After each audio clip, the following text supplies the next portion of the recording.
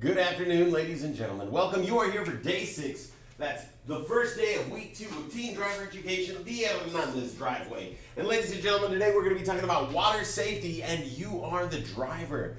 Because as well as being a license to drive, your driver's license is also going to give you license to boat. All right, once you're 21, you'll be able to use your driver's license to go out and boat. Rent yourself a boat, drive away in it, even if you know nothing about it, because it's a license to boat. I don't get it, but hey, it's how it goes in Texas. So, some stuff to pay attention to stay safe, right? Because that's what we care about. We care about safety.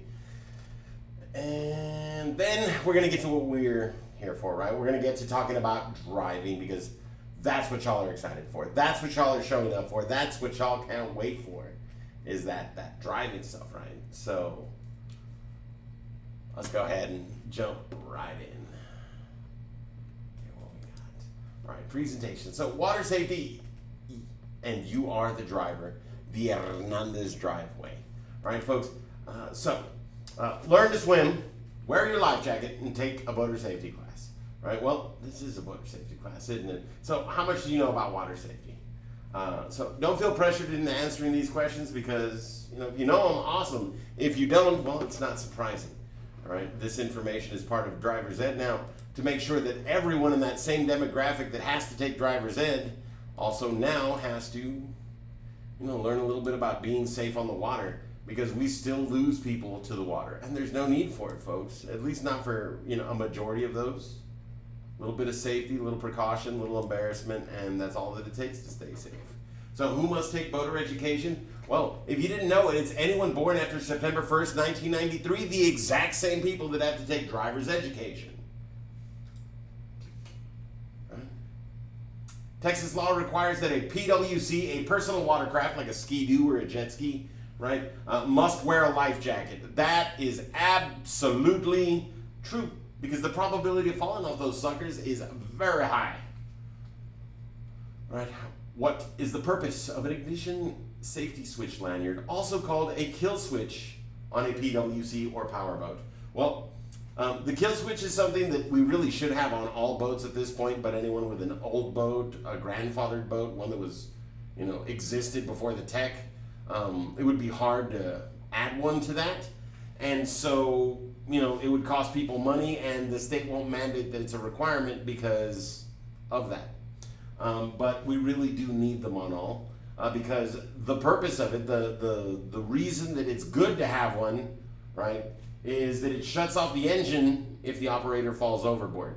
Because having your boat, fly off into the sunset while you're stationary right there in the water is a great way to wound up drowned, lost at sea sort of stuff. So useful, but people don't like to change. People don't like to be told that they have to do something. I've been doing it the same way for 40 years. Why should it change now? That's why we need to nip this texting and driving in the bud. Texting and driving's only really been a thing for like the last 25 years, because that's about how long we've had texting. Using the phone, the smartphones, is a little bit less. It's like 17, 18 years since basically everyone had access to an inexpensive smartphone. We need to stop it now, because it's a problem. All right, now, by law, life jackets must be Coast Guard approved. If it's not a real life jacket, if it won't actually save your life, it's not going to benefit you at all. Why put it on? Right? In good serviceable condition. If it is so old and beat up that the second you fall into the water, it's going to fall apart, what's the purpose of even having it? Readily accessible. If it takes you 5 minutes to get to a life jacket, who's to say you didn't drown before then? So, by law, life jackets must be all of the above. Okay, Coast Guard approved, in good condition, and readily accessible. Okay, now what factors increase the risk of drowning? All right, now, lack of swimming ability, weather, lack of supervision, all of the above. Well, the problem with all of the above is weather. We don't go swimming in bad weather. If it's storming, if there's lots of wind, and you're in natural water settings, that can create undertow. That can create currents that you can't see that can drown you. So weather isn't a factor that increases the risk of drowning. It's a determining factor on whether or not it's just safe to go swimming, right? Now, a lack of swimming ability and a lack of supervision, on the other hand, can lead to drownings because we need to be watching children as they're playing around water, and everybody needs to swim. Everybody needs to be able to swim. And you're never too old.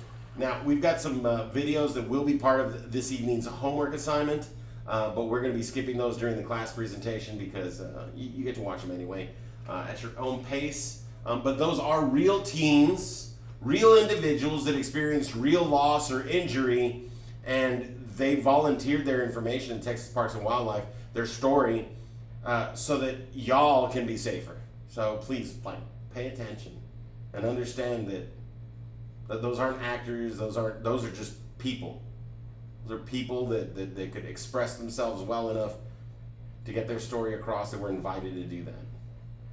Okay? And those are the ones that share. And any one of their stories can give you a good idea why it's a good idea to use safety equipment. All right. Now, water safety facts. Okay, about 1 in 5 people who die from drowning are children aged 14 and younger. Okay, so 20% of drowning deaths are kids. For every child who dies from drowning, another 5 have injuries that send them to the emergency room. Okay.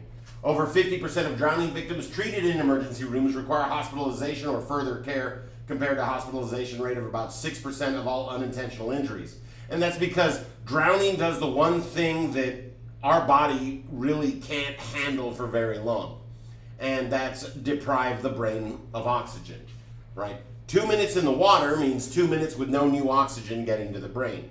That's long enough to cause irreparable damage, right? Not for some people. Some people have trained their bodies. You know, they've got those Olympic deep divers that can go underwater, the Navy SEALs that can do like 7 minutes and stuff. That's a lifetime of training and an aberrant individual, an individual with extraordinary ability, either by just good genes or happenstance. Okay. Everyone else is subject to 2 minutes for brain damage, 3 minutes for brain death. Any longer than that, and the individual they're attempting to bring back is not going to be you. It's going to be your body, but you have left the building. Your hard drive has been wiped, because that's what the brain is. Okay? The brain is a very complicated organic hard drive. And it stores everything about you that makes you you. The decisions that you employ, the way that you act, all those nerve paths, and those things that make you you are just electrical data. But to maintain that data in a healthy state, we need that oxygen. So drowning deprives the brain of oxygen. So if you get the opportunity to learn how to swim and you don't know how, learn it. My fiance did not know how to swim. I taught her how to swim when she was 31. My kids learned at 7 and 8. All right. I learned when I was 9, after my cousins tried to drown me by throwing me into a lake going, swim! It doesn't matter how old you are.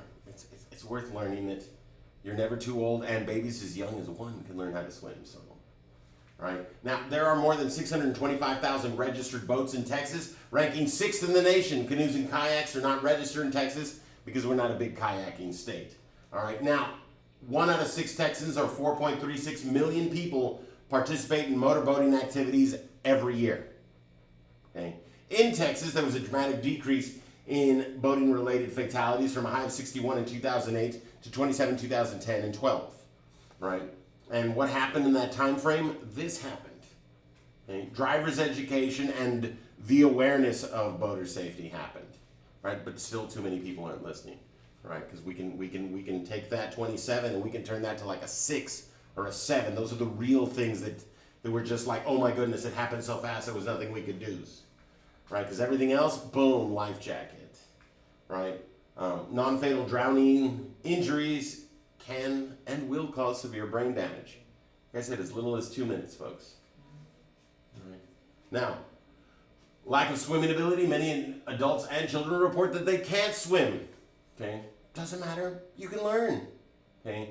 Because lack of close supervision, well, drowning can happen quickly and quietly anywhere there is water, even in the presence of lifeguards. Right? When new parents, are taking their baby, one of the conversations they have is a nurse very discreetly, very politely reminds you that a baby can drown in as little as an inch of water or half an inch of water, something like that. Do not leave them unattended in the bathtub. Do not put them in a regular sized bathtub until they're big enough to stand, and you should have those little rubber duckies, those little sticky duckies on the bottom of the thing, something to make it slip resistant, right? Because like that. Right. Now, more than half of fatal and non-fatal drownings, though, among those 15 and older, occurred in natural water settings, right? Lakes, oceans, beaches, rivers, streams. Failure to wear life jackets. Annually, over 70% of the boating deaths are caused by drowning, with over 80% of the victims not wearing life jackets. Okay. Alcohol use among adolescents and adults. Alcohol use is involved in up to 70% of the deaths associated with water recreation. Right? You should not drink in any setting where you're going to do something dangerous. Okay. I do not understand people's obsession with drinking while fishing and hunting. Right? Fishing, if you're on a pier and someone has you strapped down and there's zero chance you're going to fall off the pier, maybe. If you're being supervised, someone's babysitting you and you're anchored down, okay. But anything short of that, and no, because it's too easy to fall into the water because you were drunk.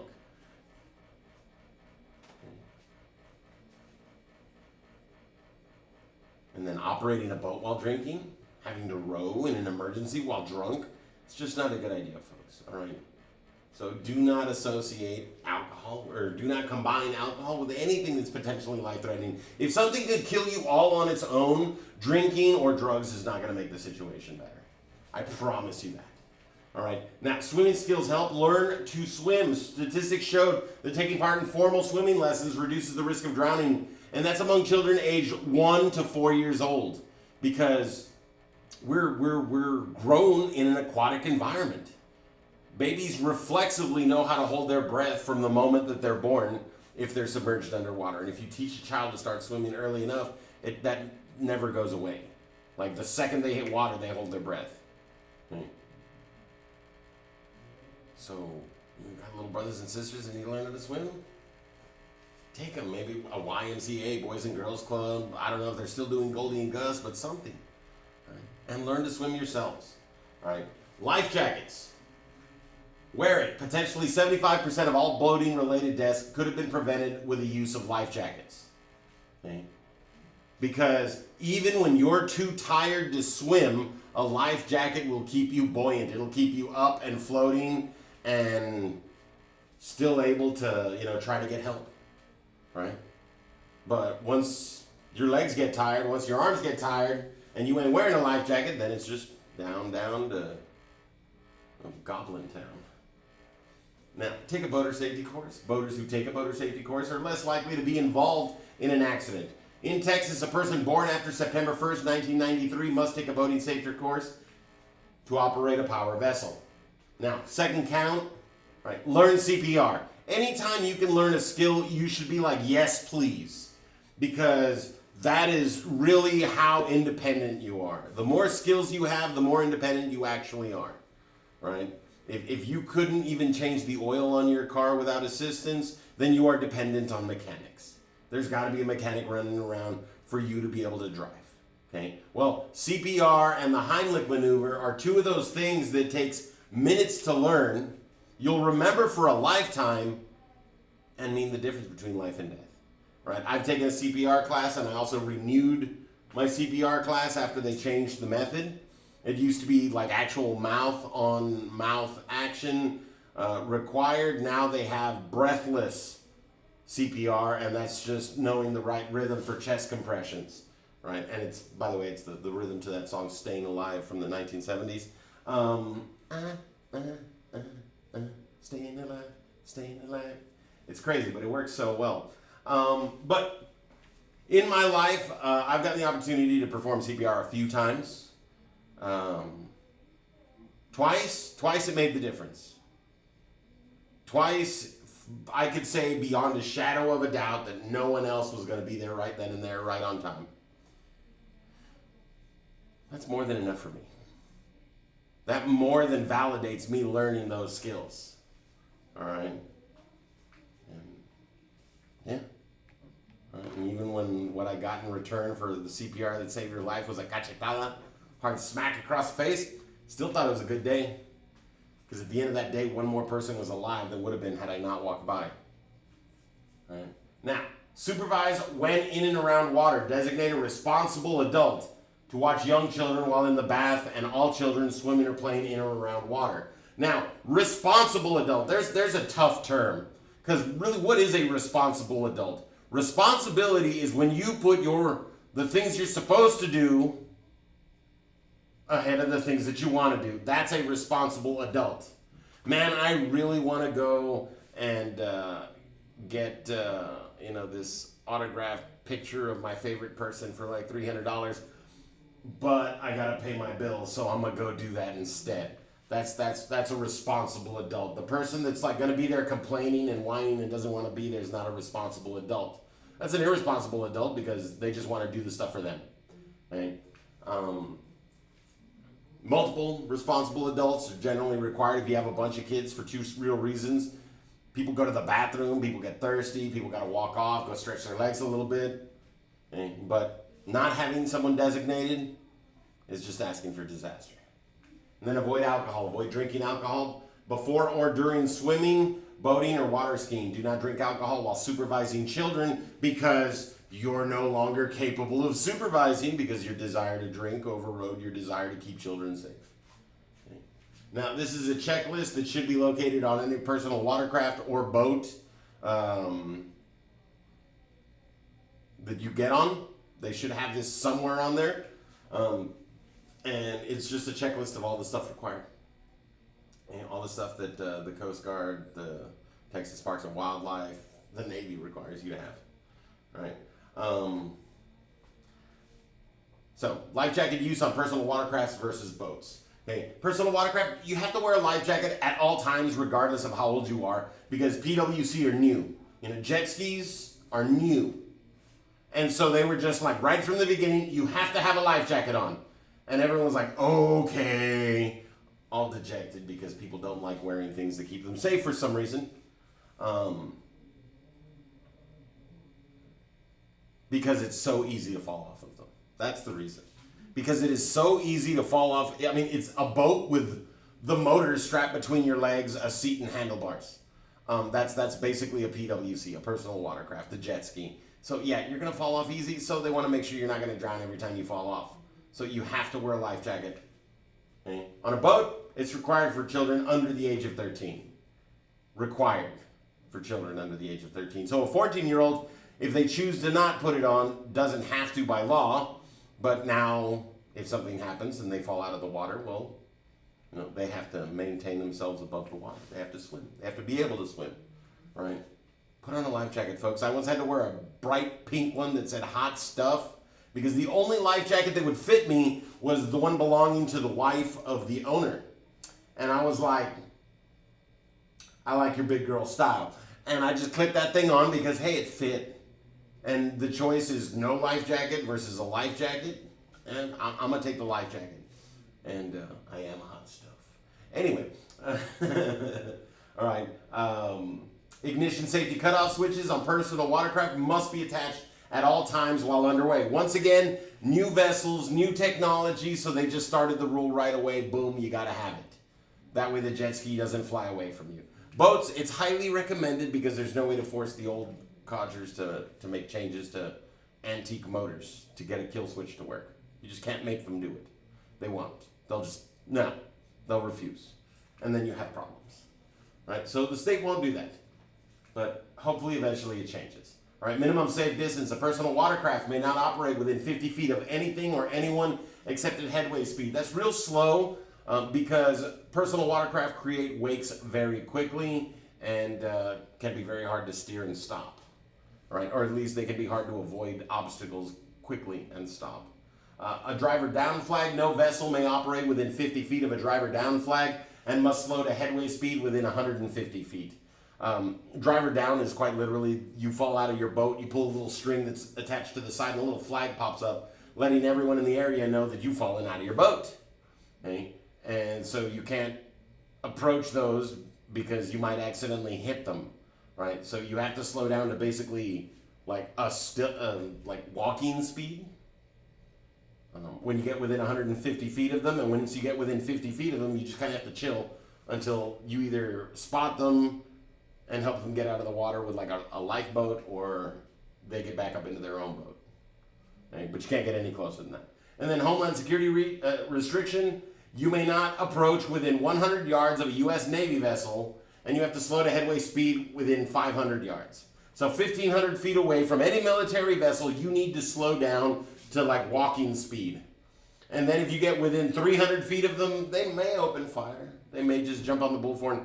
Turn the vehicle away. Turn around or we will shoot.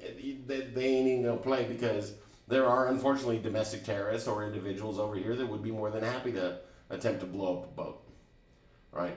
So those are restrictions due to Homeland Security. Do not violate them, because they will violate you to stay safe. Right? It's just like the police having to deal with scary situations. The military deals with scary situations. And some of those individuals are a little more fight than flight, so you don't want to push that, folks. All right? Now, legal operating hours for personal watercraft, a jet ski, and towable water sports. Well, you can use those from sunrise to sunset. Okay? Why? Because if you fall off in the dark, and it's very easy to fall off, you're much more likely to get injured. So you can't at all while it's already getting dark. Towable water sports, you get the exact same hours that your headlights need to be on. A half an hour before sunrise to a half an hour after sunset, you can use the boat. Once your headlights need to be on, the boat needs to be out of the water. Right? And they do that because, well, they are more secure. It's a lot harder to fall out of those. Right? And that says, the sun's down, get the boat back into wherever you're going. All right? And then boat registration: once a vessel is equipped with any form of propulsion, mechanical propulsion, it must be registered, and that's including electronic trolling motors, with the state of Texas. All right? Just like your car has to have an annual inspection, make sure it's got all the stuff. Once you put a motor on a boat, it's got to get an inspection annually. You got to maintain that sticker and make sure everything's good on the boat, everything's safe. See again, boom.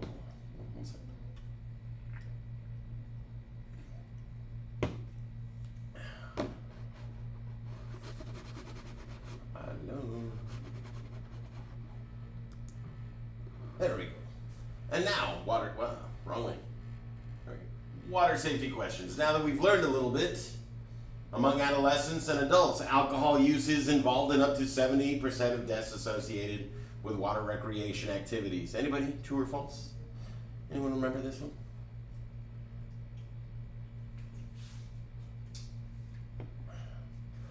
Scary statistic, because it's absolutely true. Right? Don't drink and boat. Don't drink and swim. It's not a good idea, folks. All right? 1 in 5 people who die from drowning are children aged 14 and younger. Anybody remember this one? All right, because once again, scary statistic, because it's true. We can change that. Life jackets, folks. Seatbelts to the sea. Now, more than half of fatal and non-fatal drownings among those aged 15 years and older occurred in bathtubs. Well, that's of course bullfunky. It's natural water settings. People out having fun, doing recreational things. All right. Swimming with a friend or a family member and close supervision of children are factors that reduce the risk of drowning. Right. First and foremost, you should never swim alone. Right. There are horror movies that start off with someone going out into the X alone. Whether it's the woods, the caves, the ocean, just don't do it alone, because in the event that something bad does happen, who's going to know? Who's going to be looking for you? Who's going to get that rescue party out there for you? All right? Now, creature from the Black Lagoon abducts you. You want to make sure that you get saved before it eats your face. Not that it does that. It was just looking for love. They just didn't understand. And he was butt ugly. So she didn't want him. But, stuff happens. All right? So don't swim alone. All right? Now, so absolutely have friends and family and someone watching the kids, please. All right, we had a big old family get together. There was like 40 children between the ages of like 3 and 6, and then like another 100 between 7 and 18, and then the adults, probably another couple hundred of us, or no, it was like maybe 70 of us, 80 of us. Yeah, because it wasn't everybody, it was just a bunch of us. And there was always multiple people on duty watching the kids when we were in the pool. Right? Adults were constantly getting drafted. Go get in the pool so that somebody could take a break. Just, sometimes you need it. Now, a personal watercraft is required to have which of these on board? There may be more than one correct answer. Right? The correct answers for this one, because we didn't really stop and look at that checklist, but is a whistle and a certificate number. Now, why the whistle? Because after 30 minutes of yelling, your helps may sound a little bit more like helps. And then after 3 or 4 hours of yelling, helps. And ain't nobody gonna hear you. But a whistle sounds like a whistle, sounds like a whistle, sounds like a whistle, no matter how long you've been using it. So much more beneficial than screaming, and the higher pitched tone will carry further. But what y'all showed up for, what y'all came for, you are the driver. All right, so you are now part of the system, and you've been a part of the system since the first time they took you home from the hospital, right? And that system is the highway transportation system, right? And then the highway transportation system is made up of people, vehicles, and roadways. That's it. It's very simple. And the main purpose of the HTS is to transport people and vehicles safely across the roadways. All right, it's very basic, folks. All right, but it needs to work well for it to work. Okay? So people, you got roadway users. All right, that's the people that are walking, running, driving, riding in a vehicle, using a recreational thing, skateboard, rollerblades, whatever. We're all using the roadways. Anybody crossing the street, boom, they're part of the HTS in that moment. Right? Anyone on the road is a part of the HTS, and we have a lot of different things that we have to deal with. Right? And then vehicles, man, they come in all shapes and sizes. If you think that these do not get used on open roads, I live in McAllen, and there is a dude that lives very close to me, somewhere between like 10th and 2nd Street, and between Pecan and Nolana, somewhere in there, because I've run into him in that area a few times. And he drives a mini bike just like this to get around. With a 12-pack of Cokes like strapped to his back, like not even like in a backpack or anything. It was just like duct tape across his chest. I was like, there's a hero right there. And then we got large trucks weighing many tons with extra protection. Maybe not necessarily a tank, but we do have, those semi-trucks, the 18-wheelers, and those are definitely much larger with much more protection than that dude's little mini bike, right? Right? But there's a whole bunch of stuff, There's a lot of things on the roadway that we're going to encounter, and once in a while, there's even some old tech stuff, In La Jolla, I've been in line behind the horse and at the Whataburger. It's kind of funny, but it's true. I've been given the right of way, allowed to pass by someone in a buggy and wagon, or buggy and horse. So, it's just where you are in the country, what's going on, and you're going to see a lot of different stuff, right? So we need to be ready for it all. And then the roadways, they vary from dirt, gravel, to like beautifully paved expressways. Okay, they can be flat, hilly, have sharp turns. They can be absolutely crazy. Okay? That bottom picture on the corner is actually a time lapse, and it's just a whole bunch of people's tail lights that you see, and like the leaves and stuff are basically staying still. It's very pretty.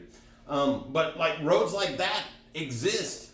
Roads like that gravel road above that are a nightmare to stop and turn on unless you slow down intelligently. But not everybody knows that. Not everybody has the opportunity to drive on that, and some people that have been driving for 20 years have never experienced that. And then they get to one of those roads and it's like a babe in the woods, right? It happens. So don't worry if you feel like there's a ton that you just don't know.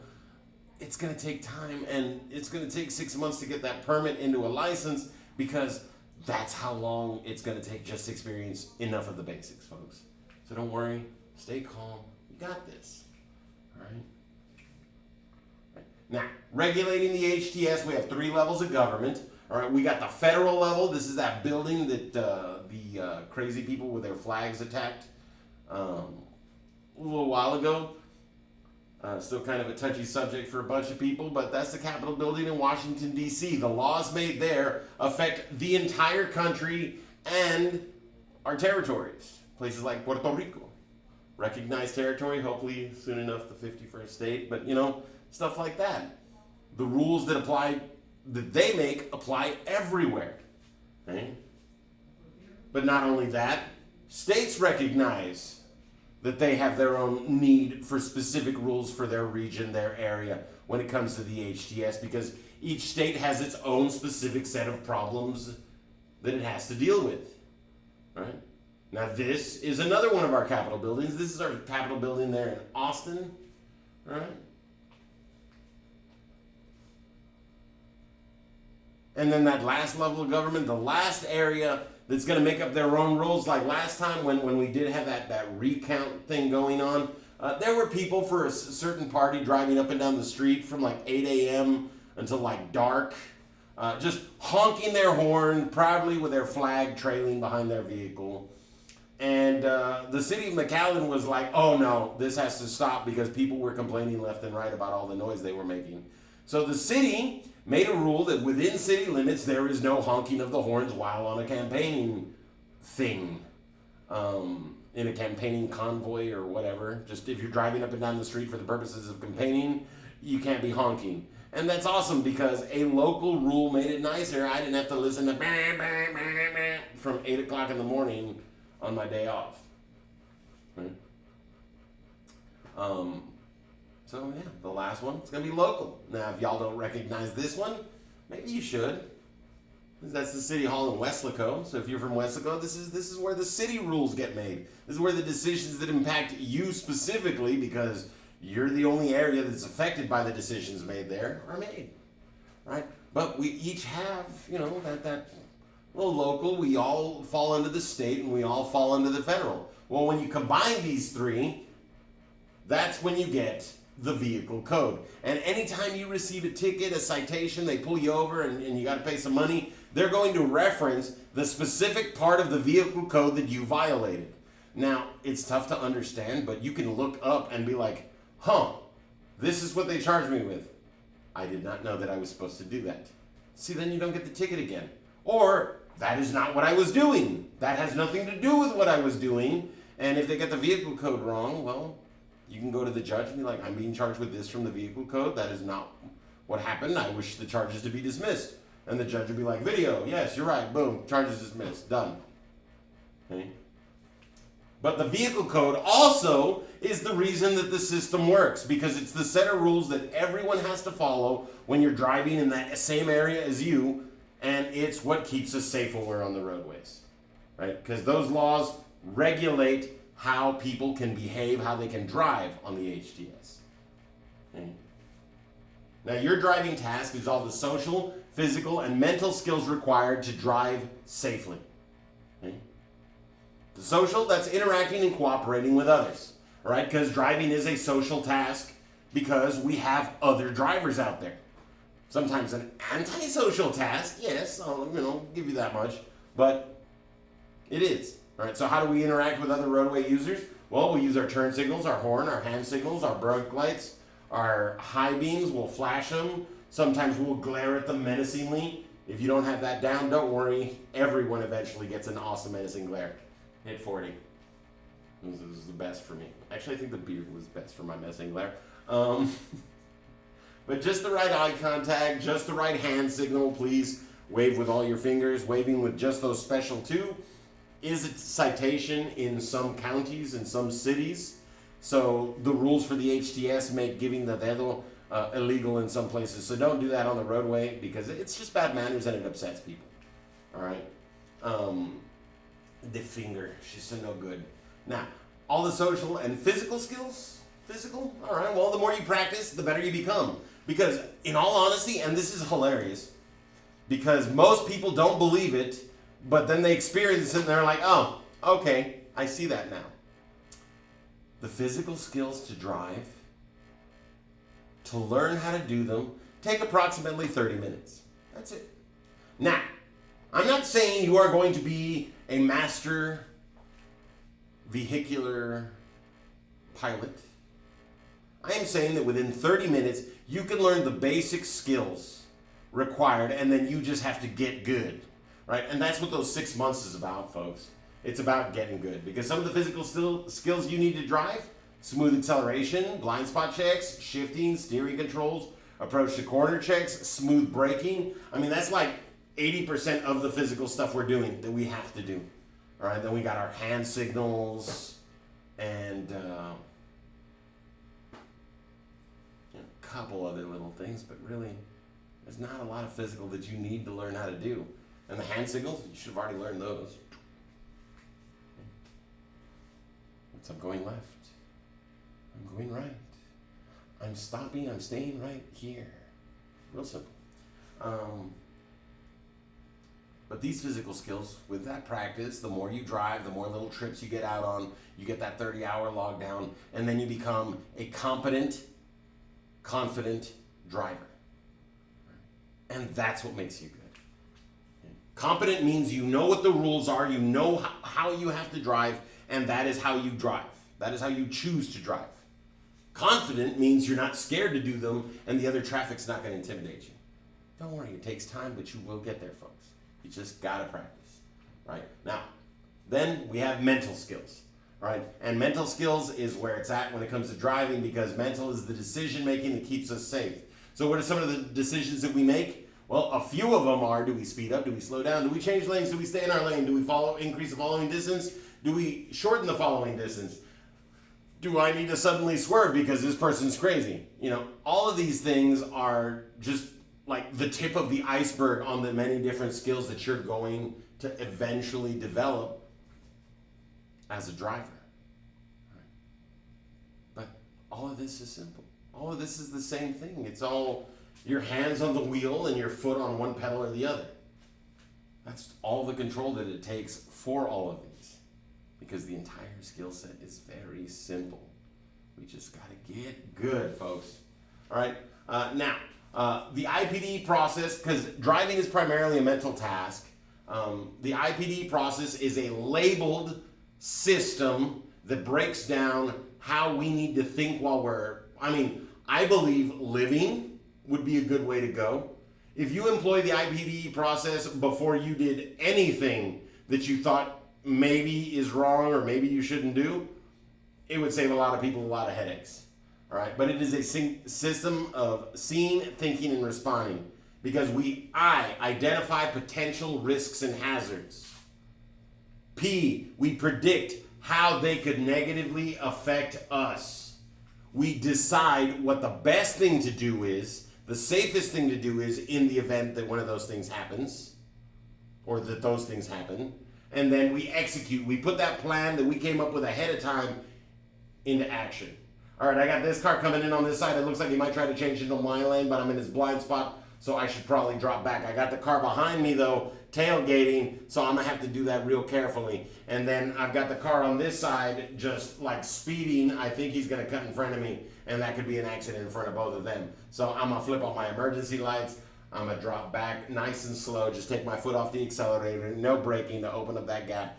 And I'm going to watch real hard and open up that gap extra wide. Why? Because I have identified, I've predicted, I've decided what I need to do to stay safe, and then I put it into action. So you identify, predict, decide, and execute. Now, if you didn't hear me the first time, it's identify, predict, decide, and execute. And as you can see, we still have some room, so let's identify, predict, decide, and execute again. But you know what? We can squeeze one more in, because you need to identify, predict, decide, and execute. This is what we're doing as we're driving just over and over and over again. And I am very sad to say, but this is the reason that sometimes, yes, us as men have to turn down the radio to focus on the roadway, because a lot's going on in our brain, and we don't need, I'm a Barbie girl in the background. That's just not helping us. Okay? So, now within the IPD process, there's two systems that we also use, and they allow us to see and to see everything. Okay? So we got the Smith system and the zone control system. All right, Smith system is about good seeing habits. Zone control system is about managing and knowing what's all around you so that you can stay safe. All right, we'll go into these in further detail here in a couple days, but right now just know that they exist and know that they are the principle that allows us to be safe drivers. And without even knowing what this system was, I, 23 years ago, employed this system to the letter to save my own life in a high-speed collision. And I'll tell you about that on IPDE Day. But telling you, I love the fact that we teach this because for me, this is how my brain worked already. This is what happened with me. I identified, predicted, decided, and executed on the roadway, and I minimized the effects of a collision that was going to happen regardless because somebody ran a stop sign. But because of this, because this is like written down, I can teach that to y'all, and it saved my life. Definitely saved the life of another young lady. So, you know. Now, your driving responsibilities, because once again, driving is a privilege, not a right. And that privilege can be taken away from you. All right?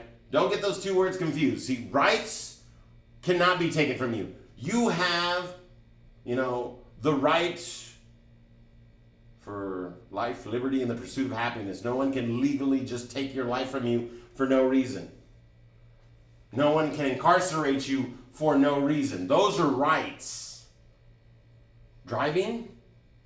Well, driving requires a license because it's something you get permitted to do once you prove that you can do it safely enough. Right? The state is giving you a license based on the assumption that you will be a responsible driver and obey all the traffic laws. So when you choose not to and you get a ticket, you can have your license taken away from you. If you prove to them that you are not going to be a stand-up citizen on the roadway or even off the roadway, they can take that license from you. Right? And license is something that they attack real fast for some stuff. All right, we've already mentioned a few things that they do that with.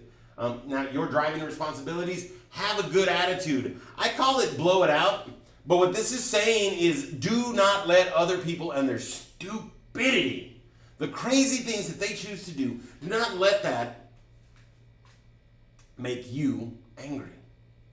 Do not let that turn you into someone that is just like, oh my God, that person deserves to die. Because when we think like that on the road, that's road rage. And we're no longer thinking about driving safely. We're thinking about our vengeance on that person that deserves it, right? So you need to have a good attitude. What do I do when a dumb driver, a bad driver, a silly driver, a careless driver, a selfish driver does something insane that puts me in danger and I survive? I use whatever breath is in my lungs to describe that individual and possibly, make assumptions on their parentage and, local donkeys. Or involving local donkeys, I should say. But the thing is that once that's out of me, once I call someone, the son of a motherless donkey while driving because they cut me off and nearly hit me, I then open up my following distance and I forget it because that person is clearly not worth my attention. Someone that is going to put other people's lives at risk is not someone I want to associate with. They're not someone I want to be thinking about for the next 6 hours. So I let it go. Because if you hold on to that anger from when someone does something to you on the roadway or in life in general, it makes it very hard not to perpetuate that. It makes it hard not to, just keep building and building and building until you finally snap and decide that you need that sweet vengeance, until you become a road rager. So don't do it, okay? And then negative peer pressure. If someone's telling you to run a red light, is that person the sort of individual that would hand you $300 to take care of a ticket if you got a ticket? Would they give you $10,000 to fix your car if you got into an accident? Do they have the power to bring you back down from heaven should you be involved in an accident that kills you? Or, wherever your immortal soul goes when you're done with it. That's where I'm hoping mine goes. It's up to you. Paradise has a lot of different names, or, nothing, if you believe in that. All right, but the thing is, folks, is that your life is still over. Can this person reverse that? No, then don't listen to them. Okay? because that's what you're putting at risk when you choose to give in to peer pressure and they're telling you to do something that you know you shouldn't. Right? It's just like when we were a kid, like your friend got a BB gun and brought it into your house and, hey, shoot that plate over there on the wall. Like, you know that shooting something that your parents have mounted on the wall is going to get you into trouble. They're asking you to do it because, they want to see it. They have no regard for you. That's the same thing that when you jump in a car and someone tells you to run a red light or someone tells you to blow a stop, they have no regard for you or your safety. So don't listen to those people. Right. Now, how often have any of you all heard of someone getting into an argument, they grab their car keys, storm out of the house, get into the car, and then drive. And they drive directly into someone else. Like, oh my God, they had a fight and now she's had an accident. Yeah, that happens. Okay. I actually lost someone because of that situation. Okay. This happens because the driver's not keeping 100% of their attention on the roadway when driving. If someone does something stupid on the road and you're focused on that, you can't be focused on what's actually happening right now in this moment. Stop living in the past, let it go, without getting all frozen about it, and drive on. Just blow it out.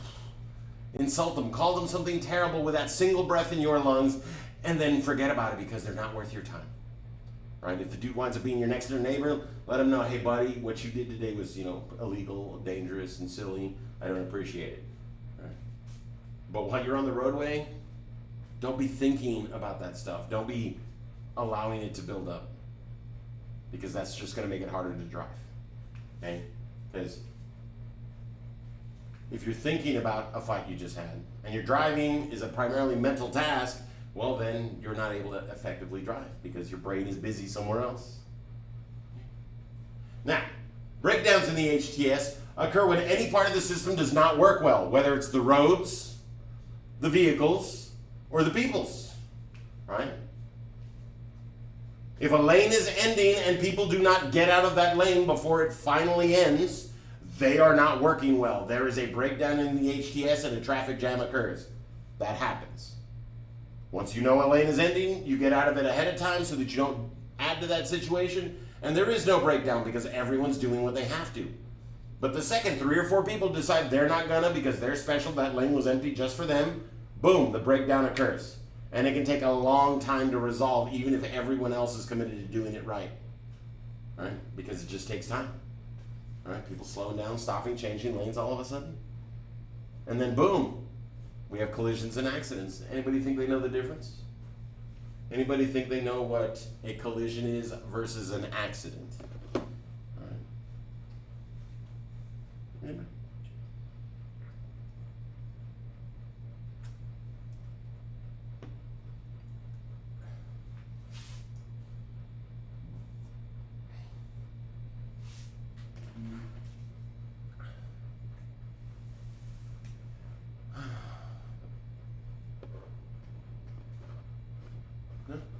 All right, well, quite simply, a collision is the product of a predictable cause. You have not checked your tires for 6 months and one of them pops, well, that's predictable. You have not gotten an oil change in your vehicle in a couple of years and your car breaks down and then another car hits you because that happens, that's predictable. You don't check your brake fluid, so you slam into a car from behind, that's predictable.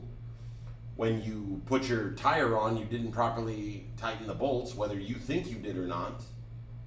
That is a predictable cause of an accident. All those things can lead to an accident, right? Or a collision. An accident is something that happens by chance. 2 bald eagles making love land on the hood of your car as you're driving through Washington and die, shattering your windshield and covering it with eagle. Yeah, that was an accident. Who could have guessed that that was going to happen? Right? Bald eagle's been doing it that way for centuries and they ain't never done that. You'd be the first, and you know what? That's an accident. A jet engine falls off an airplane and happens to land on your vehicle. Well, technically that was a collision because somebody didn't do their job about mounting that thing properly. But you're on the roadway, you don't expect no engine to land on your car. If it happens, it's an accident. You know? The wind blows over a tree onto your vehicle as you're driving and you crash into the stump. That's an accident. Nobody knew that was going to happen. Nobody could have seen that happening. Meteorite from heaven, stuff like that. But when you do something wrong, whether you know it's wrong or not, and you have a collision, then it's a collision. All right? 99.9 to the 12th power percent of the time, when two vehicles impact, it's a collision. Somebody was at fault. Someone did or did not do something that they should or should not have. Okay? Somebody messed up. Because of that, a collision occurred. Now, we're going to look at a very scary chart. Reasons why people your age die. Okay? So, y'all are all within this field. Y'all within this range, between 12 and 19. All right? So, 13% of people your age die annually due to homicide. Someone erroneously believes, someone wrongly believes that they have the right to end someone else's life. Whether this be because of bullying or whatever, there is no good reason to take someone's life. Therefore, these 13% are erroneously lost, but 13% of them are due to homicide. 11% of teens who die erroneously believe that their life has no value. A friend of mine, Keiko, a wonderful guy, he took his life thinking he had no value. And yet when he was gone and we buried him, there were over 100 people there and everyone was absolutely miserable and no one understood why. Because he felt like he had no one. Folks, if you ever feel like you have no one, you're wrong. Just like you're wrong when you think it's okay to take your own life or take someone else's. Okay? Every life is much more precious than the actions that we've committed because we all have the power to change. All right? I mean, none of my bullies have butterflied and turned into amazing freaking people that regret their pasts. But I've actually met a couple people that were bullies or made massive epic mistakes. I used to be just a big old douchebag. I treated everyone like garbage and I thought I was better than people. Yeah, I've got some gifts that other people don't have. Yeah, I'm a little more handy than some people, but I'm not better than anyone. We're all equals.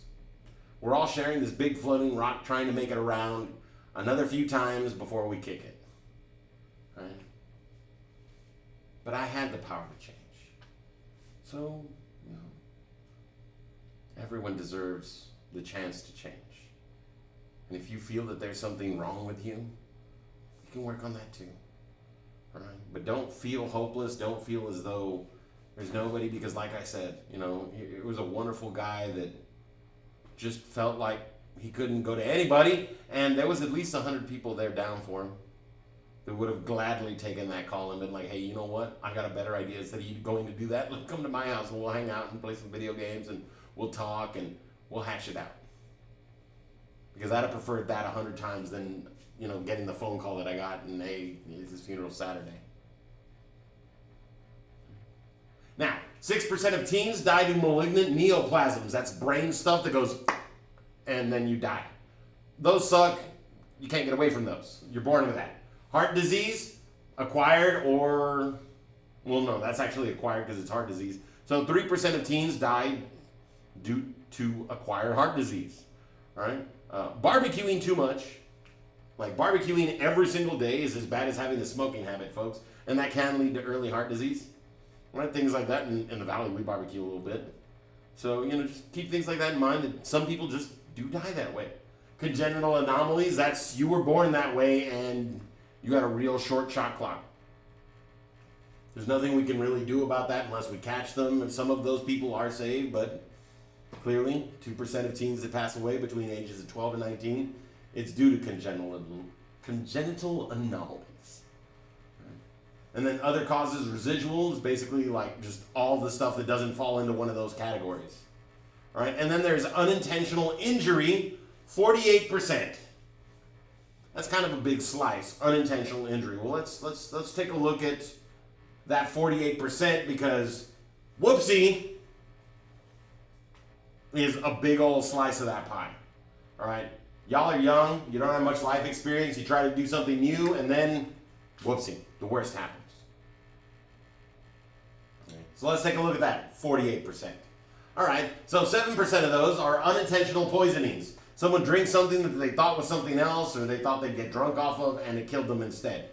Okay, unintentional poisoning. 7% of teens die that way, right? Or 7% of the 48%. 5% of the 48% die from unintentional drowning. Well, life jackets, and we can get that number a lot smaller and make this pie a little bit lower numbered, right? All right.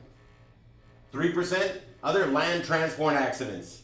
You know, you're riding a bike out in the dunes, and you know you hit a log that was buried, and you flip and break your neck and die. You know, that sort of thing. You're out skateboarding and you fall down and you stop breathing. Things like that. 2% unintentional discharge of a firearm. That's not murder, but that's still shooting somebody. Every gun you touch, every gun you hold, has two parts that are scary. The end that stuff comes out of and the trigger. If you keep your finger off of one and don't point the other at anybody ever, you will survive the encounter. My children, since they were 3 years old, have known how to handle firearms because I am a firearm owner. I have guns in my house, and I wanted to make sure that my kids weren't going to accidentally be showing off to one of their friends and blow somebody's brains across my wall, or, you know, their own or each other's. Right? Treat every gun as though it were loaded. Don't put your finger on the trigger unless you plan to shoot, and don't aim the scary end at somebody unless you plan to shoot them. Not as a joke, not funny, not ever. Right? Now, why? Because the last words of the lead singer of the band Chicago, the original one, were, "It's not loaded, see?" That's real. A celebrity ended his own life because he thought his gun wasn't loaded. We can prevent these two. Okay? Treat every gun like it's loaded. Keep your finger off the trigger, and don't ever point it at anybody. Right? And when you have kids, if you have guns, educate them from a young age. I shot watermelons and grapefruits in front of my kids at the firing range, and they saw them explode, so they understood what it would do to a human head, a body, a heart, a lung, a liver. They didn't want to die. They don't touch the guns. And then we have other unintentional deaths, 10%. You know, that's the slip in the shower, that's changing the light bulb, falling off the ladder. Okay? But then we have that huge section, 73%, motor vehicles. And that's what we're teaching you to drive, right? So this should be its own category in the first place, but it's not. It's lumped into these as the unintentional injuries, the whoopsies. But cars represent 43% of 48%. Okay, I did the math the first time I did this class because I forgot that they did this, and I was like 35%. Because you're trying to run before you can walk, you have an accident in the car. Okay, it takes 5 years of daily driving for someone to be considered an experienced driver, and close to 20 years to consider them an expert. Okay? And even then, even in my experience, and I've had jobs driving vehicles for, like, I drove all day, 8 hours. No accidents, other than that first one, and a fender bender in a parking lot that was straight up I looked at my phone when I shouldn't have, moved the car a foot and stopped it, and I got a 6-inch deep dent. That was stupid, but hilarious, right? But 48%, or 73% of these 48 represents 35.04% of teen death is due to cars. Okay? The number one reason why people your age die. And it is more than the number of people killed by someone that erroneously believed that they had the right to do so. It's plus the number of people that erroneously took their own life thinking nobody would care, plus the malignant neoplasms, heart disease, and we can throw in congenital anomalies to round it off, and we're still slightly above that. Is cars. So folks, when we say that it's serious And when you choose to speed, you're putting someone in danger. When you choose to drink and drive or do drugs and drive, you're putting someone in danger. When you choose to run a stop sign or a stoplight or you fail to yield, you're putting someone in danger. It is real danger, folks. Okay? Now, we talked real quick about financial responsibility as far as your car insurance is concerned.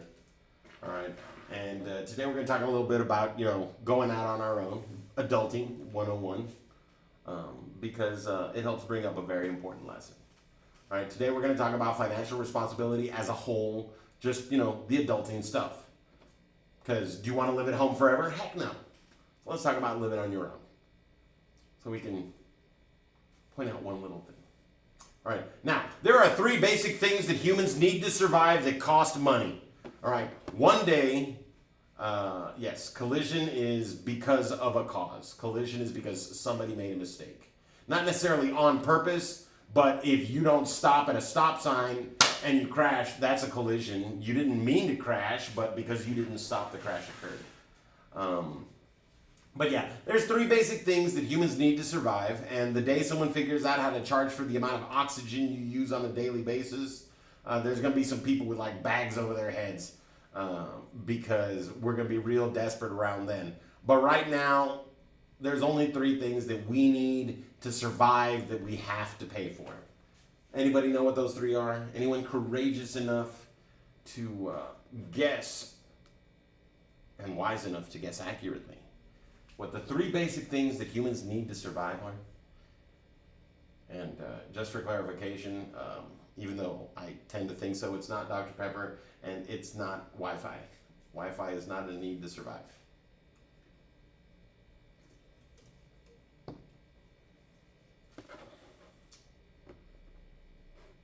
Really? Huh. Food. We need food. Food is not free. You can't even hunt for free no more unless you really like eating possum. Things like possum and urraca and hammerhead worms are always searchable, and you can kill as many as you want. They don't taste great. Right? Water. You need drinking water. You need clean, safe drinking water, and that's not always available. There isn't always a park you can go to for water, or there isn't always somewhere you can go and get some clean water to put in your water bottles. So we have to be paying for some water. We got to make sure that we have clean running water so we can drink, right? And the last thing that we need is shelter. We need somewhere safe to live, because you know what? I can tell you this. I was homeless for a month. And that is not a long time. That is not a sob story that's worth telling. But what I will say is that I was homeless for a month, but I still had my vehicle, and it was terrible. Okay? But there were other individuals out there that were homeless, like homeless, not even a car to sleep in, and they slept through the same stuff that I did. The same rainstorms that I did, the same freezing, well, not freezing, but like frickin' cold weather that I did. All right. I was dehomed in a December, so what a real Merry Christmas, right?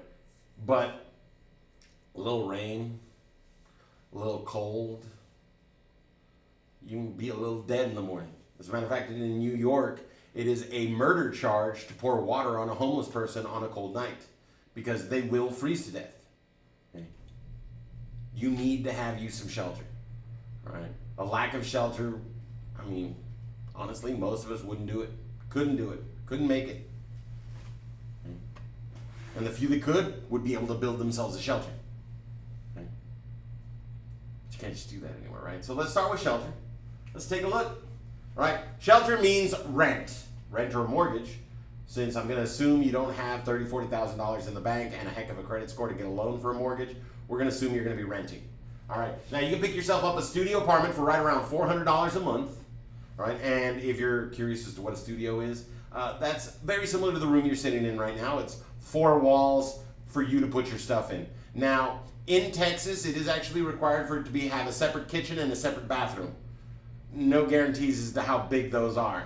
Your kitchen could be just large enough for a sink, a stove and a couple cabinets and a fridge, and you have nowhere to like food prep, but it's a kitchen, right? Very tiny.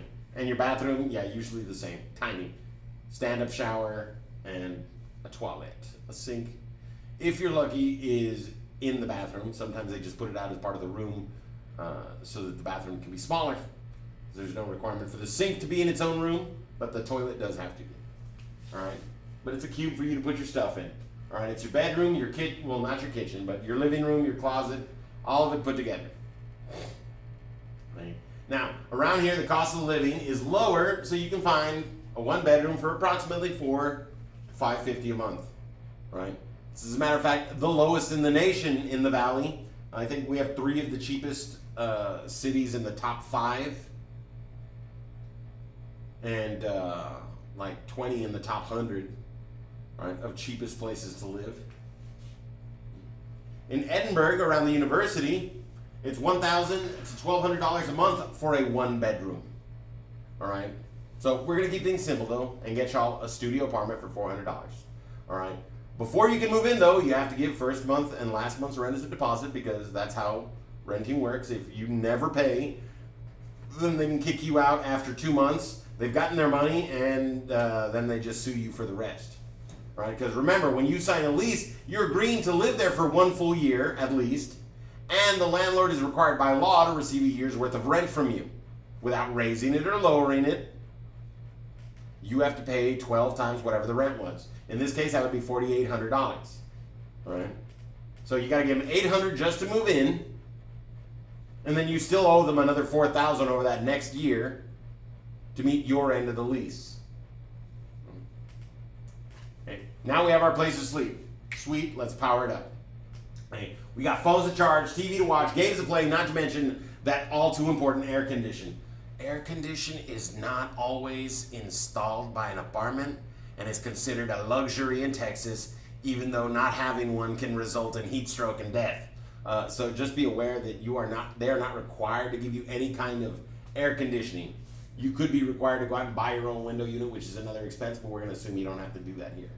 All right. Now you got a light bill. Well, light bill for a one-bedroom studio apartment, about $135 a month. I used to sell power too, so I can confirm this information. All right. But before they turn on that power, though, since you have no credit history, no credit score, no previous history of paying bills, you got to give them a deposit. And because of that no history, that deposit is going to be about as much as they charge. So up to $500. We're going to call it $200 though, because we're being nice. Because deposits are just more money you have to save up before you make the big move, right? Now, what about your stove and water heater? Are those electric or are they gas? If they're gas, that's another bill, another deposit. Not a lot of cash though, $15 a month. Deposit though, another $100 each, right? Now, what else we got? Well, let's assume your landlord includes water and trash. Most do. If you're lucky, they include cable too. Okay. Otherwise, that's 2 more bills, 2 more deposits. Right? Let's assume that you have all the things you need to fill up a home. I'm actually at the point where I have too much stuff to fill up my 2-bedroom. We need to get a bigger place. All right? That takes a while to get to though. But let's assume you have all that stuff that you need for your place, such as your bedroom stuff, right? Your bedstand, your box spring, your mattress, your headboard, your footboard, your bed skirt, your fitted sheet, your sheets, your comforters, your pillows, your pillowcases, your nightstand, your lamp, your dresser, your mirrors, your hangers. Because you got to have somewhere to put all your stuff. You got to have somewhere to sleep. You got to be able to change them sheets at least 3 times. You got the set you got on now, the one you just pulled off, and the one you just washed. Right? You got to have at least 3 sets, right? All right, let's assume you have all of this, because I just bought off of Amazon a mattress and box spring, and that was like $540. The sheets were like $20.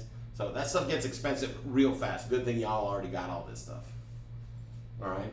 Now, you also need your bathroom stuff. All right, bathroom, not too bad. Bathroom's a little bit cheaper, a little easier to get away with. All right, you get that plunger, the toilet brush, the toilet paper, the shower curtain liner, the shower curtain rings, the shower curtain rod. Yes, when you rent an apartment, you get a shower stall with no rod, no curtain, no nothing. You have to take that stuff in. I did not know this with my first apartment. I rented it, moved in, went to go take a shower, and was like, what the French toast? There's no shower curtain. And I called up the landlord, and they're like, yeah, why would there be? The last tenant didn't leave a nice one, and we just threw away the rusty stuff they did leave behind. Okay, yeah, buy your own. Walmart, yes, yes, yes, buy. And that was the conversation they had with me, I had with them, and I had to go spend $50 so I could take a shower. But you got all this stuff, so you're good. Okay? Don't forget those towels, though, the washcloths, the toothbrush holder, the shampoo, the conditioner, your razors, your floor mats, toilet paper holder, hand soap, trash can. Not too expensive, $100 probably get you all this stuff if you don't already have it, but you do, so don't have to worry about that. Right? And then we got our kitchen, right? Now the kitchen's my favorite room in the house, as you can tell. No, I love to cook, I love to bake, I love to challenge myself with recipes, and I have nice all of this: plates, bowls, forks, knives, spoons, tongs, spatulas, pots, pans, kitchen towels, oven mitts, cookie sheets, baking pans, blender, trash can, because this is the stuff that you need, and I have like 10 times more than this. I have kitchen gadgets galore because there's so many things that you just can't do unless you have the right gadget. But once again, good thing you got all this, because the kitchen gets expensive.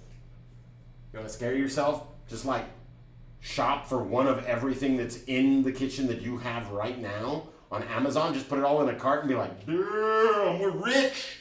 We have toaster money. Yeah, unfortunately, it doesn't work like that, but it takes a lot of cash to get it all. All right? Because then you also got that living room. You got to have a sofa for your guests to sit, even though it's just the one room. It's kind of a big room. You can hang a curtain so you can have that sofa, your TV stand, a coffee table to put drinks on, your end table next to the couch, for the guests there, a lamp, because you need some light. Studio apartments usually have terrible lighting. An area rug, because bare floor, seriously, no, you need to be able to clean that. And then decor, you got to have stuff on the walls to make it look nice. Like me right now, I have a Halloween wreath with Jason Voorhees, but in all honesty, I keep that up year round because Halloween is a frame of heart, not a day a year. And then I've got a Pulp Fiction poster up on one wall. I've got some Pops. I've got comic books up on the walls, posters. I've got a wall scroll signed by a character that did the voice for Evangelion that I got signed back like 23, 24 years ago. And all kinds of awesome stuff. But once again, good thing you have all this, because the living room, oh my goodness, a couch. First time I shopped for a couch, the Jewish word for it is plots. I plots because, man, that was a lot of money, but y'all got all of this, so you're good to go. So let's just talk about the bills and stuff, right? Because if you didn't have all that, it'd definitely get expensive. So in review, we're looking at total shelter, $550 a month. Okay, it's not terrible, right? $1,100 in deposits.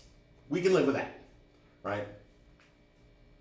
We can save up and take care of it, all right? Now, the next thing we need, food. Okay, well, food's not bad, right? Because y'all know how to cook. Y'all are Emerald Spice in the kitchen. Well, if you're not, then you have to eat out for every meal, all right? That's about $7 a meal.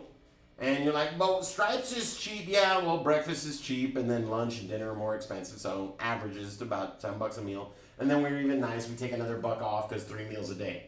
So $20 a day, 30 days a month, $600. Or if you know how to cook for yourself, ladies and gentlemen, you both need to learn how to cook. Okay? I did not get into a relationship with someone that even knew how to cook anything until I was about 30. All right, so I had to be the one that cooks. So I had to know how to cook. When I was raising my kids by myself, from the age of like 2 until they were 7, before my fiance joined the party, it was me cooking everything. And cooking's a lot cheaper. It's about $200 a month per person. Okay. Now let's be normal and do half and half, right? So half of 200 is 100, half of 600 is 300, for a grand total of $400 in food costs. All right. But folks, never be afraid to try a recipe you find online. I once found free grilled cheese sandwich cookbooks, and I was like, what is this nonsense? And I read them, and I was like, this nonsense is brilliant and imaginative. I love it. Because you'd be surprised what's cooking, how you can make things better by just knowing. All right, so cook. So total food, $400. Total shelter, $550. But that includes our water, so we're good to go. We got food, water, and shelter for just $950 a month. Okay, now let's talk about the part that y'all are excited for, the part that y'all are here for, the car. Not a new car or a used car. All right. Now, I ask this question regularly, and I'll usually get like maybe one or two people in a big class telling me they want a used car. Small class, usually nobody. But here's the thing, folks. In a new car, you have to have full coverage while you have that new car, so your insurance rates are going to be ridiculous. Insane. Okay? If you buy a used car and it's yours and you own it and you don't have to pay any more money on it, well, then all you have to have is minimum insurance, which is liability. Now, in my opinion, we need to have more than just liability, but we'll talk about that on the last day of live stream. We'll talk about what it is that makes a good insurance policy for you, what makes that sandwich satisfying and makes it really fulfill what you need it to do. All right. So, for the purpose of the demonstration, we're going to go with what most people want, and that's new hotness. All right, so brand new car run you $600 a month. Okay. That allows you to say that the car is yours. Now we have to make it legal, so you got to get some car insurance. Now, the average for people your age for full coverage is going to be approximately $350. Ladies will pay a little less than the gents. That's just how it goes. And the more ridiculous your car is, the more ridiculous your insurance is. All right. How so? Well, a sports car costs more than insuring 3 economy cars. You can insure 3 economy cars and still have a little extra money for the same money that you would insure a sports car with the same level of insurance. Yeah. So that's average. Maybe it's a little less because you got a sensible car. Maybe it's way more because you insisted on a Ferrari or a Porsche, or, well, no, $600 a month ain't buying a Porsche, but like maybe a Charger. Well, that's awesome. So right now we're at $950. We got a car. We got car insurance. We're keeping the bank and the people we're buying the car from happy, and the state meeting legal requirements. But now we got to drive it, and when you drive a car, unless you are getting a Tesla, and if you are, you're paying more than $600 for that monthly car payment, you're going to have to put some gas in it. And even then, those Teslas are still using electricity that is still, unfortunately, primarily generated from fossil fuels and stuff like that. All right, but you're going to have to put some gas in your internal combustion engine car. $200 to $300 a month? Well, let's just look at me as an example. I drive 33 miles a day, and I spend just on my car approximately $160. I do that 5 days a week. That's me coming to work and going home. Okay, I spend $160 doing that. My fiance has a little economy car, and we use that for all the running around, and I spend $40 a month keeping that thing full. I know, 4 times as much for mine. It's bigger, and these people out on the expressway scare me. So I feel safer. But that's what it costs, and that's her car. She brought that in.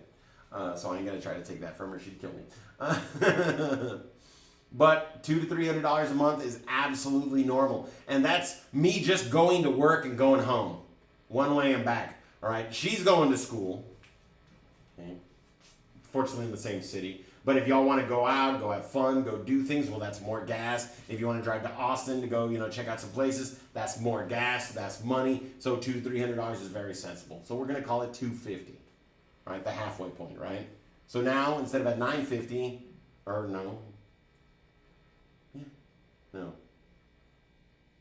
we can call it $150 for this. Okay, sure, why not? We're going to call it $150 and get you up to $1,100. Okay. Okay, so your total essentials, $950, and the car, $1,100. Very typical. Okay, let's look at the scary numbers. All right, do you have a degree? Well, no, most of y'all are still in high school, so that means you can only get a minimum wage job. Minimum wage is $7.25 an hour. No previous work experience, this is the kind of job you're going to get. No education, this is the kind of job you're going to get. This is unfortunately the kind of job that I had for all too much of my life. The reason that I still don't own a home is because of this. All right. No full-time jobs anymore, only part-time jobs, so you're going to need at least 2. And now let's assume you have two jobs that always give you 20 hours a week and they always work perfectly together. But to give you an example of how intelligent a boss is when they're making a schedule, I used to attend university. I'd get out at 3, and then I'd have to drive an hour to get back to Palmview, the town that I lived in. And my boss had me scheduled to arrive at 3 o'clock at work in the town that I lived in. And I was like, no, I get out of school at this time. I cannot get over here by this time. It's like, no, but you're on the schedule. You need to be here at 3. I'm like, listen, I'm not Goku. I have no instant transmission. At which point she gave me a blank look. I'm like, I can't just show up here because you want me. I have to physically drive here through real space in a car, and it takes me an hour. I can be here at 4. Well, you're scheduled at 3. And so once a week I got written up because I was late 5 days a week. Job I was doing great at. Because they were not smart enough to wrap their heads around my schedule. Let me out of class at 2:55. Not, like I was free to travel the world because, Geordie LaForge is working the teleporter ready to send me where I need to go. Doesn't work that way. That's a typical boss. That was a college-educated, rational woman that should have known better. But bosses do weird stuff. But let's say you are the lucky one and you have two that are intelligent and awesome and they always work perfectly together. All right, so 725 times 40 is $290 a week. That's 8 hours a day, 5 days a week, you're working. Okay, to make $290. Well, the problem with those $290 is that's untaxed. That's before taxes. Well, taxes is approximately 1/6 of what you make when you're making very little. When you start making a ton, it's actually more than 1/6, but it's okay because once they're taking more than 1/6, you've also made it. You're making real cash, right? But starting out 1/6, gone. 1/6 of 290 is approximately $50, so we're just going to call it 50. Keep it simple. So 240 times 4 is $960 a month. Wait, no, that can't be right. What about my car? That barely. No, this can't be true. It is. This is the reason that you don't see a whole bunch of broke people driving around in cars. A bunch of people that work lousy jobs driving around in nice cars. Because your monthly income is $960. Well, just a home, food, and the bills is $950 a month. So that means we can't afford that new car. Right? And what do we have left? We have $10. That is our entertainment budget. By the way, did anyone catch me here or hear me say the word internet or cell phone? Because you can do whatever you'd like with those $10, but there ain't no cell phone or internet in the house yet. Ready to move out? Don't think so. All right, folks. Education. Every level of education you got and get yourself, you are doubling the amount of money you can earn. And that's plain and simple. All right. Have zero education. I mean, I worked on a bachelor's degree for a really long time, but it was not a focused degree. It was not specifically for a certain job. It was a general bachelor's in biology. And at this point in my life, if I finish that off, I can become a high school biology teacher. I don't want to work for a school district. School districts suck. They let students stab people and then back in class. I had a student threaten my life when I was a substitute teacher, and they dead serious meant it, and all they had to do was apologize. And the next day when my tires were flat and my car was completely keyed, I wonder who that was. A little note that says, you better watch out. Real cute on my windshield. Yeah, because I would really want that. No, I don't. I didn't. So unfortunately, I've had these kinds of jobs, and I've always struggled when it comes to a car. So ready to move out? Not as much, right? Get that education. Get yourself a certificate in something, HVAC, automotive repair, welding, all of those are certificate programs. And you can double your earning potential. Go from, $10,000 to $12,000 a year to $20,000 to $25,000. Okay? That's much better. Now we can afford a car. I mean, just barely. You know what? Let's get a bachelor's, but not just any bachelor's. Let's get a bachelor's that goes to a specific job. Phlebotomy. A bachelor's is a nurse's aide. You want to go for dental assistant, but actually get that full one. Don't do no crazy 9-month course that costs as much as 8 years of college. Do it the long way. Do it the tough way. Go to college. Get those credits. Y'all are in high school. Y'all have concurrent enrollment nonsense. Get that education. Get a bachelor's, double down again. Now you're talking about, $40,000 to $50,000 a year for a specific bachelor's program that gives you a specific job. Programming, coding, app development, marketing, business, bachelor's with a gig. Right? Well, watch out with the business because business is still a little bit broad. But get it narrow, get it focused so that it's a specific job you can do because you have those skills. And you double down. Hey, well, now we're doubling down and we're dealing with $40,000, $50,000. Get yourself that master's and deal with 80 to 100. Get a freaking doctorate in something, a PhD, and make a couple $100,000 a year. Or you can skip school and make a couple $100,000 a decade. Make $1 million in a lifetime or every 5 years. Your choice, folks. Okay? Money is the root, or greed is the root of all evil. Money does not buy happiness, but damn it, it is hard to be happy when you're struggling to pay the bills. So get educated, right? Now, you are in a graduated driver's licensing program right now. You're in the learner's permit stage. That's what we're doing now. It's the classes. When we're done with the classes and you get your permit, you'll be doing some driving. Okay. Then you're going to get your intermediate license stage. Once you've had your permit for 6 months, finished all your 7 driving lessons, gotten everything taken care of, watched the impact video, taken your driver's test and passed it, now you have an intermediate license if you're under 18. Okay? And what this says, you can drive, but you still got a little bit of restrictions. You can't be doing no driving between 12 and 5:30, the hours you are most likely to encounter a drunk driver or a wrong way driver on the roadway. Okay? It's dark, there's less visibility, you're at the highest risk of someone doing something crazy and you getting into a serious accident because of it, so they don't let you drive at that time. But if you have to, your parents can write you a note that says, hey, we understand the risks and it's cool because there's a need for him to do this or a need for her to do this.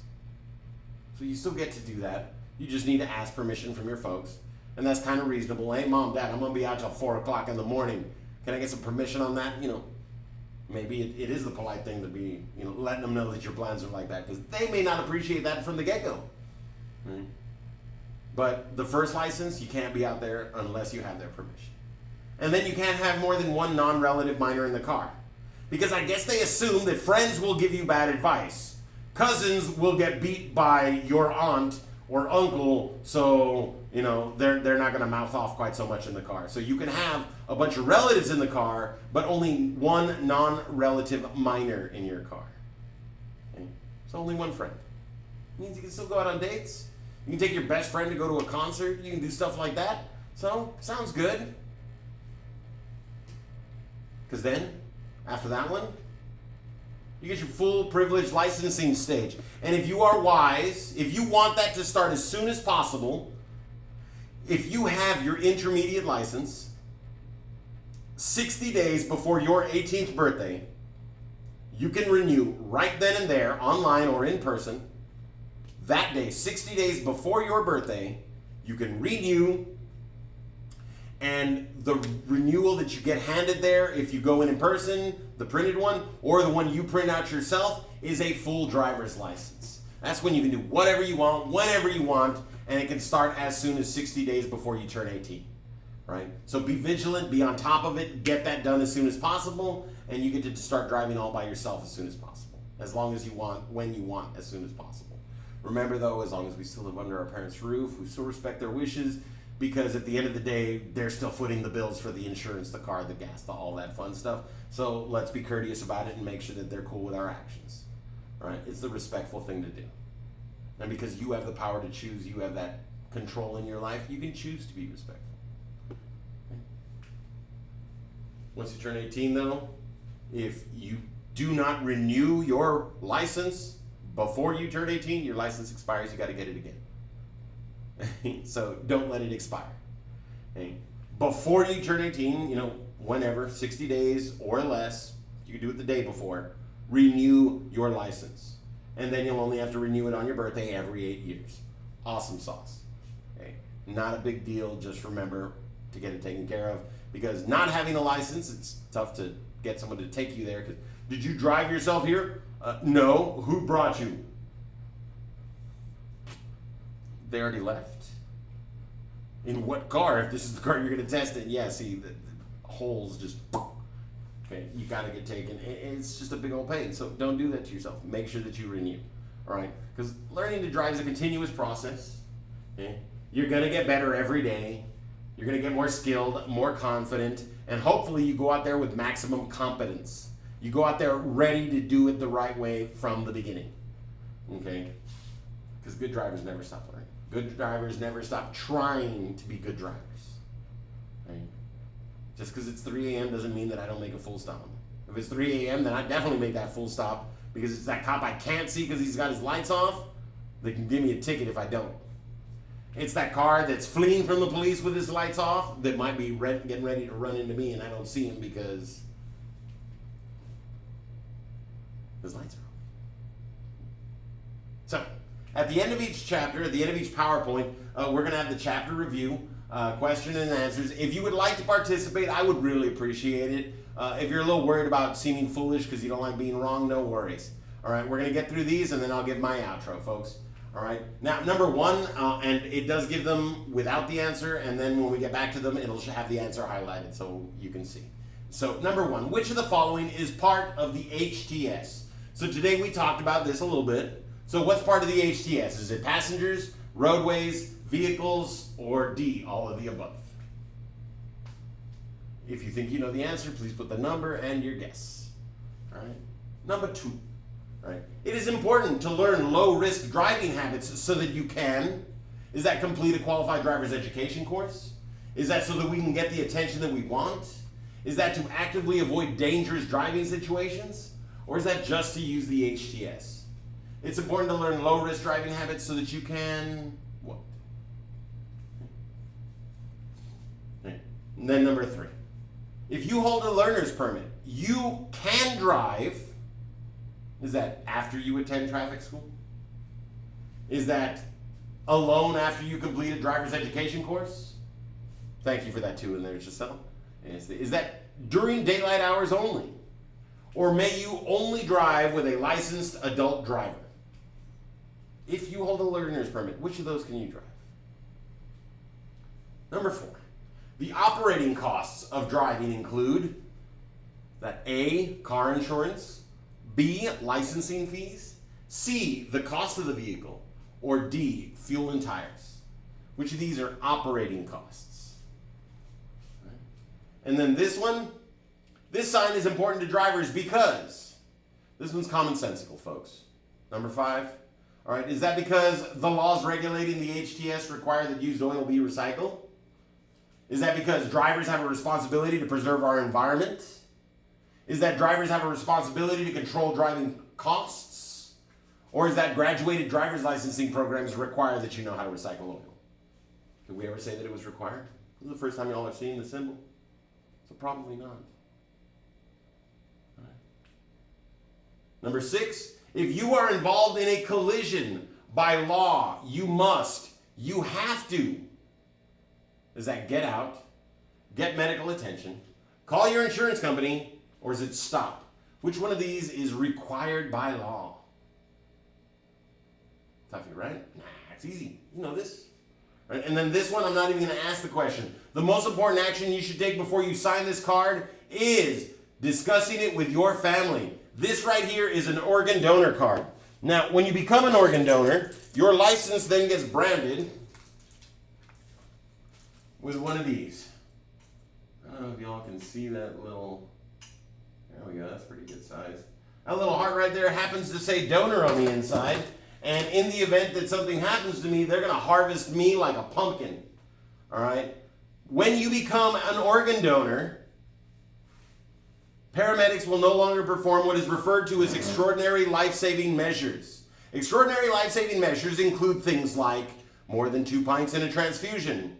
Well, that's not very much blood loss before you let me die. Well, we need them organs. CPR because you stopped breathing. Whoa, I drowned in a pool. They ain't even going to try to save me. They just want my organs. Absolutely.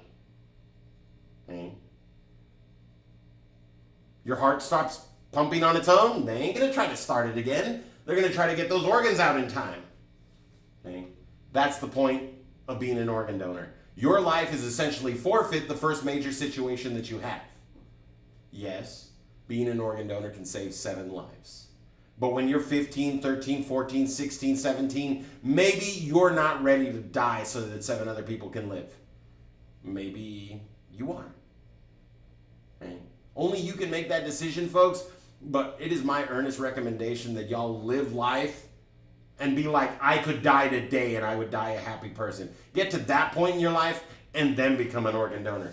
Because your organs will be just as awesome and just as helpful for people in 30 years, in 20 years. Okay? Maybe not in 100. But hopefully in 100 years they got synthetic organs so we don't have to be organ donors anymore and everybody gets a free heart. All right? So do not sign this until you know what it means. Google it before you make this decision. Because I'm telling you, I see a ton of teens with those beautiful little hearts on there.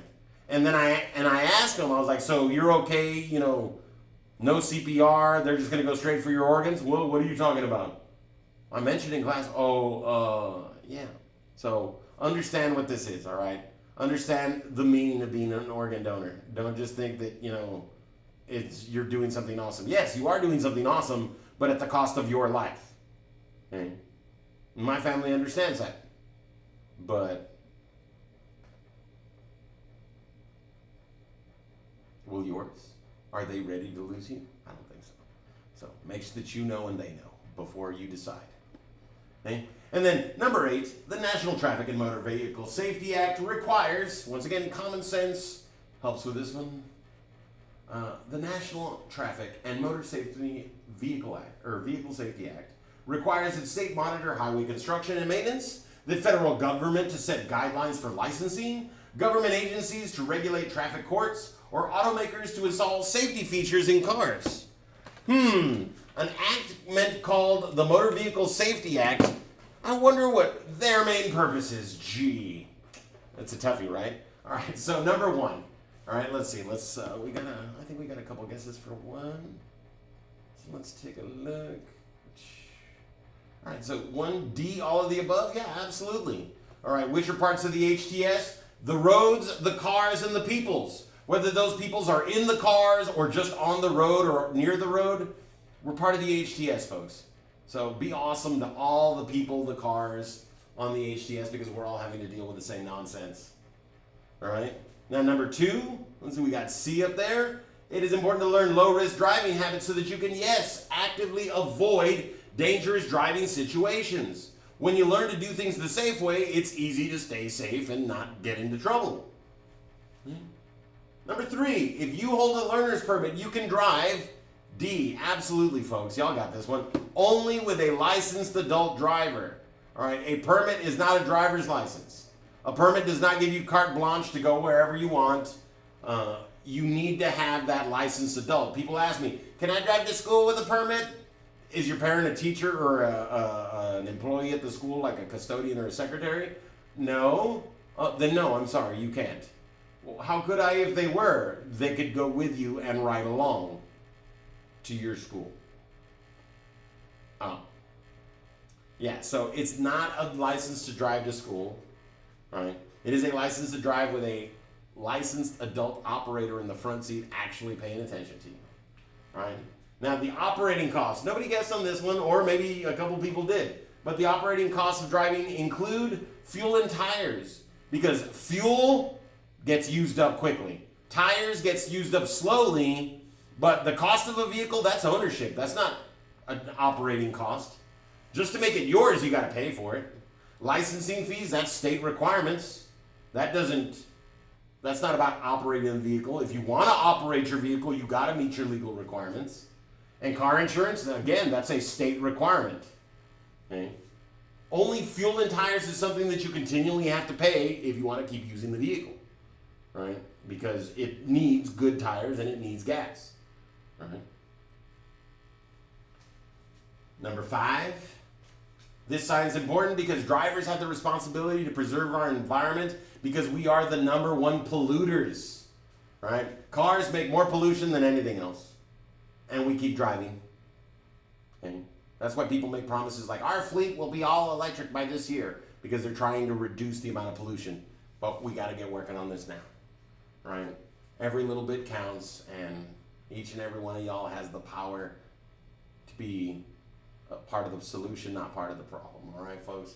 So look at your life and do what you can to preserve the environment. Reusable grocery bags, that's a good way to go. Now, if you are involved in collision by law, all right, I got B or C for 6. Those sound very logical, yes.